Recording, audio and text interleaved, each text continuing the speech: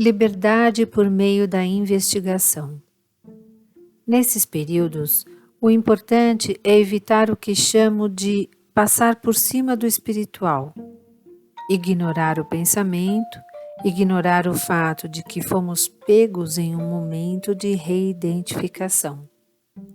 Frequentemente usamos a linguagem não dual para esse fim.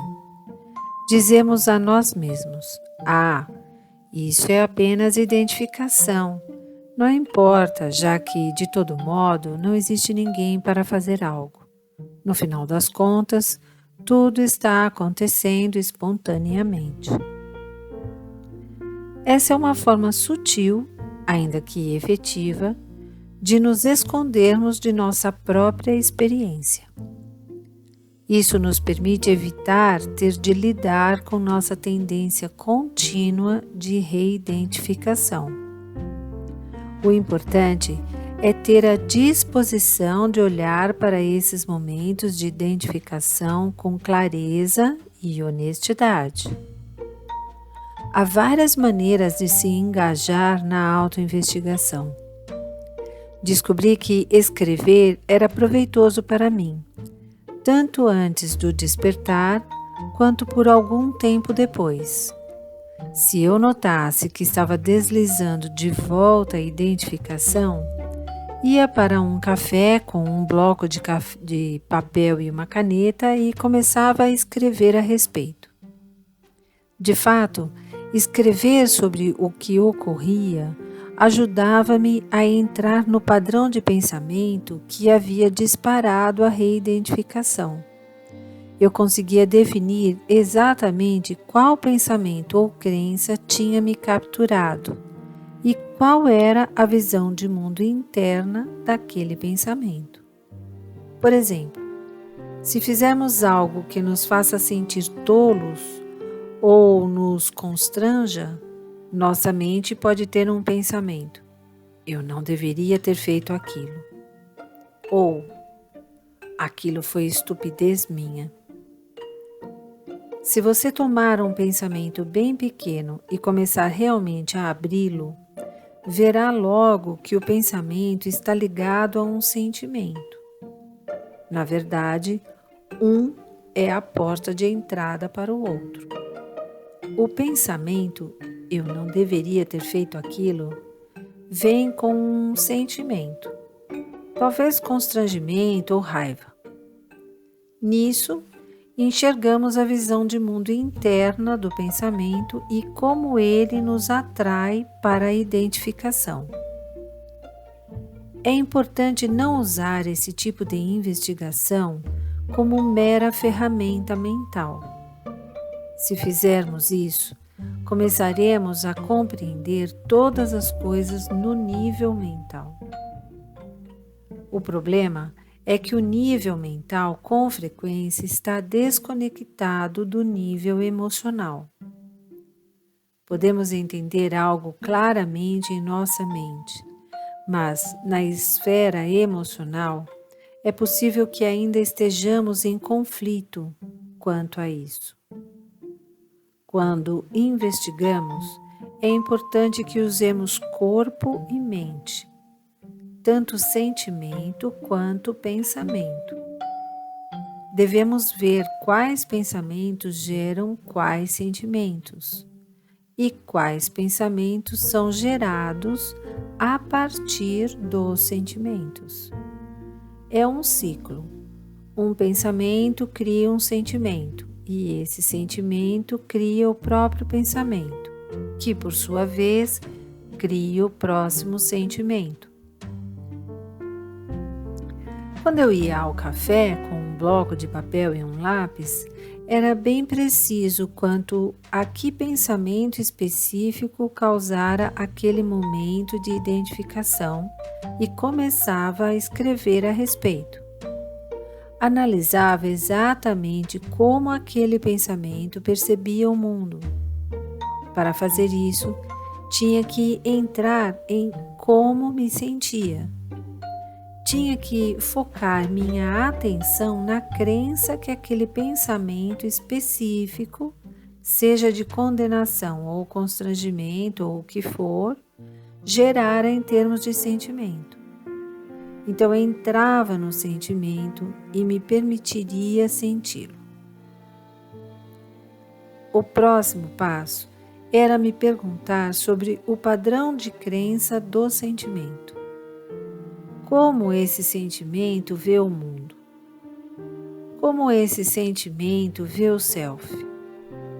Qual é a visão de mundo? Comecei a perceber que cada pensamento e sentimento continham um mundo em e de si mesmos, uma completa estrutura de crença. Valendo-me de uma disposição para entrar no sentimento, descobri que o sentimento tinha uma voz. Eu podia ouvir aquela voz em minha cabeça e descobri que existiam certas crenças e ideias. Frequentemente descobrimos que as crenças e ideias contidas em nosso pensar e sentir são provenientes de nossa infância. Podem se originar de memórias bem tenras de constrangimento ou humilhação, vergonha ou terror, raiva ou tristeza. Se passarmos a investigar de um modo meditativo, em que corpo e mente estão interligados, nossa investigação pode começar a descortinar essas profundas experiências internas. Não é possível apenas pensar sobre elas. Não se pode somente dizer, isto é um pensamento, sei que não é verdadeiro, e parar por aí. Às vezes eu passava horas em um café recusando-me a ir embora até chegar ao fundo de um único padrão de pensamento. Sabia que se esse pensamento me capturasse na identificação, então outro pensamento poderia me fisgar novamente. Quanto mais despertos estamos, mais a reidentificação dói. É como ser puxado forçosamente para fora do céu, de volta ao inferno. Ao sentir que está no inferno, você faz qualquer coisa para se libertar. Por isso, eu aplicava esse processo de investigação com grande diligência. Permanecia nele até ver todo o caminho através de um momento de identificação. Sabia que tinha chegado lá quando ele era completamente liberado do meu sistema. Tive de revisitar certos padrões de pensamento, sentimentos e reações em inúmeras ocasiões diferentes. Conforme o processo de insight se aprofundava, revelava mais e mais. E à medida que isso acontecia, eu chegava às crenças, pensamentos e sentimentos essenciais. Era necessária uma disposição de permanecer na investigação para que a ilusão pudesse ser arrancada pela raiz. É como remover as ervas daninhas do quintal. Quando faço isso, fico constrangido de dizer que costumo arrancá-las todas pelo alto. Minha esposa, ao contrário, é um pouco mais paciente. Quando ela arranca as ervas, puxa-as pela raiz. E você sabe que ela os arrancou porque as plantas demoram alguns meses para crescer de novo. Felizmente, eu não fiz isso em minha própria vida interior.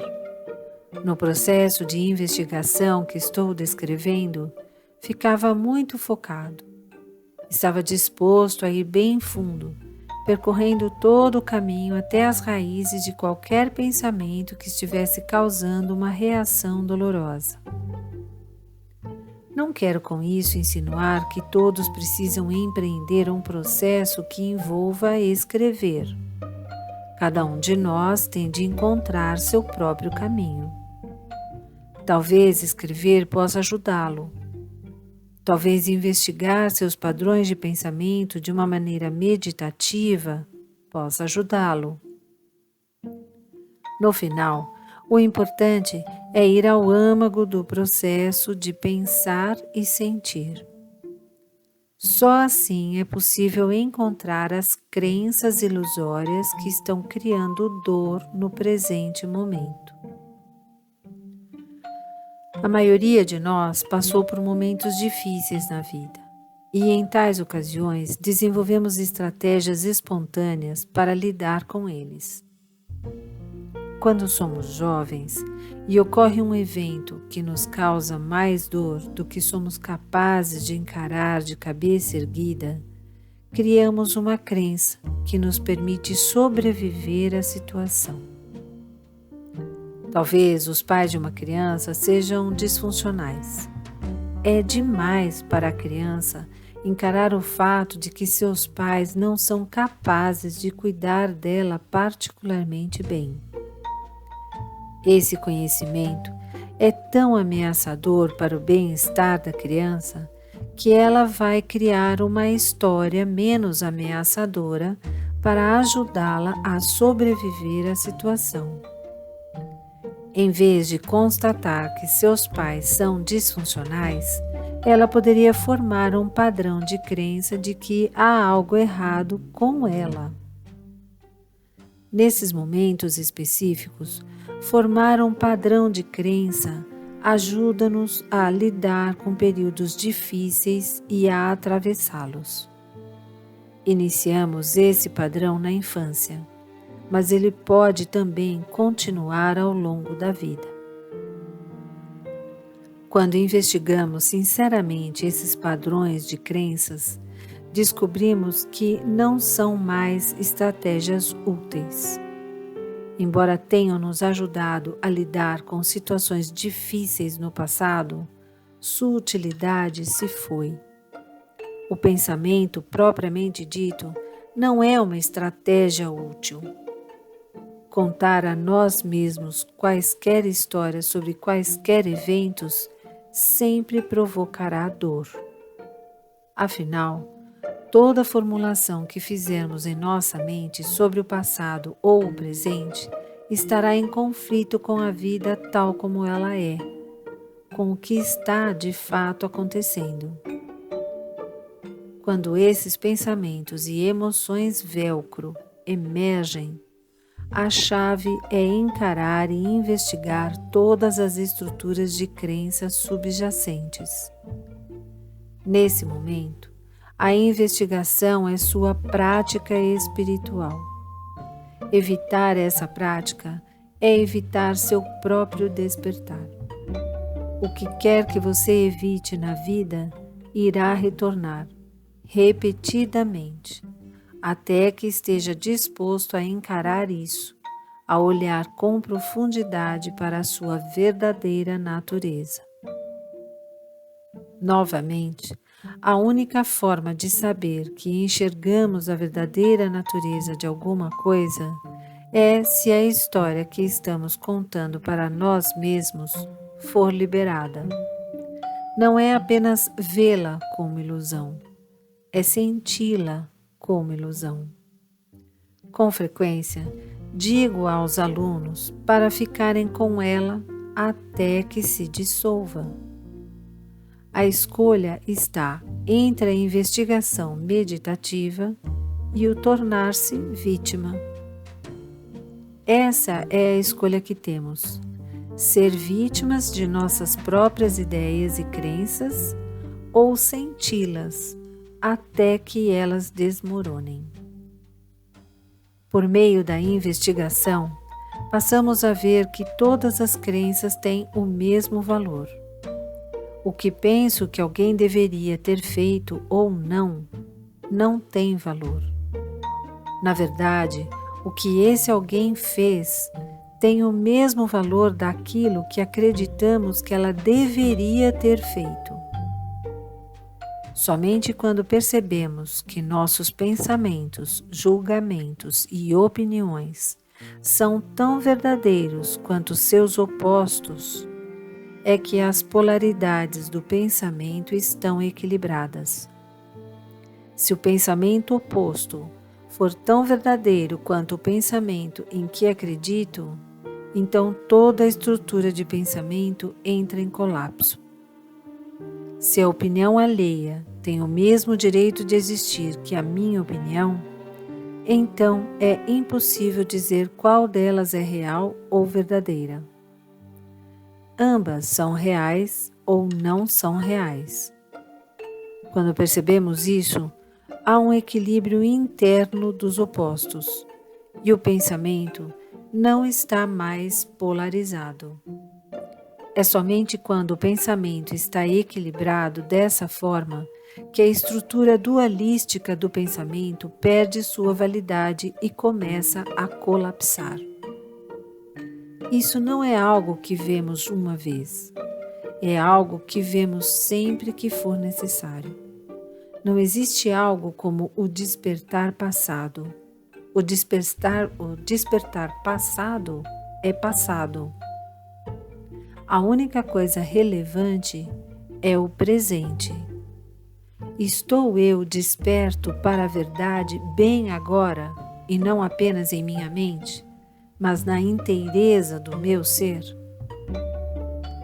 Realmente vejo que toda a estrutura de uma visão de mundo pessoal e de um self pessoal nada mais é do que um sonho na mente universal? Isto é tudo que importa. O que vimos ontem pode ou não ter impacto sobre o hoje. Se ainda for vívido e vital, e se essa for a percepção a partir da qual estamos vendo as coisas, tudo bem, somos livres. Se não for, então devemos sair da negação. Devemos estar dispostos a ver que estamos acreditando em algo, que em algum lugar estamos nos segurando em algo. Essa disposição de não passar por cima da ilusão é muito importante. Minha professora disse-me que chegamos ao Nirvana pelo caminho do Sansara. Chegamos à verdade, à liberdade, pelo caminho da servidão. Passamos a ver a verdadeira natureza das coisas ao olharmos através da ilusória natureza das coisas. Não chegamos ao Nirvana evitando o Sansara. Não chegamos ao céu evitando o inferno ou tentando colocá-lo de lado. Não chegamos à clareza evitando a confusão. Não chegamos à liberdade evitando o que é menos do que a liberdade. A verdade é exatamente o oposto. Nossas ilusões, as crenças às quais nos agarramos, são os portais para a nossa liberdade. Simplesmente temos que passar por elas sem nos agarrar a elas ou afastá-las. Não devemos acreditar nelas, mas tampouco devemos fugir delas. Precisamos ver cada momento de aparente sujeição como um convite à liberdade. Então, isso se torna um ato de amor, um ato de compaixão, para parar de fugir. Cada momento é um momento que precisa acontecer. Cada experiência que temos é o convite divino. Pode ser um convite lindamente entalhado ou pode ser um convite muito cruel, mas cada momento é o convite. Possivelmente eu não poderia enfatizar isto o bastante. A textura e o fluxo de nossa vida a cada momento é o que propriamente revela a liberdade. A vida em si nos mostra o que precisamos ver claramente para ser livres. Portanto, é necessário que não fujamos da vida, que efetivamente encaremos o que está acontecendo de uma forma honesta e sustentada. Quando fazemos isso, passamos a ver que de fato chegamos ao Nirvana pelo caminho do Sansara. Isso não significa que ficamos presos ao Sansara. Ao contrário, desprendemo-nos dele. Desatamos nossos pensamentos sansáricos e ilusórios e, ao fazermos isso, chegamos ao Nirvana. O despertar revela nossa já perfeita liberdade inerente. Torna-se também o fundamento a partir do qual desenvolvemos os recursos necessários, a clareza e a coragem, para investigar qualquer coisa que possa ter o poder de nos prender, como o velcro, a dor e a identificação. Ao longo do tempo, esse ver e esse liberar tornam-se naturais, espontâneos. No início, pode ser um tanto entediante. Pode demandar um bom tempo e intenção, talvez até certo esforço e disciplina. Com o passar do tempo, no entanto, torna-se cada vez mais natural e espontâneo. Em certo ponto, esse ver e esse liberar ficam tão internalizados que são quase automáticos. Surge um pensamento e pode haver um instante de identificação. A investigação encontra o pensamento e ele se abre à liberdade. Uma vez que essa liberação interior é profundamente internalizada, todo o processo pode acontecer numa fração de segundo. É dessa forma que o despertar se move. Às vezes, nem notamos o que está acontecendo, mas está. A consciência está se libertando repetidamente. E, como eu disse, a chave é a sinceridade. É a disposição para encontrar sincera e honestamente o que estiver acontecendo em nosso corpo e em nossa mente. Esse é sempre o portal para a liberdade. Uma liberdade que só ocorre agora. Agora. Agora e agora.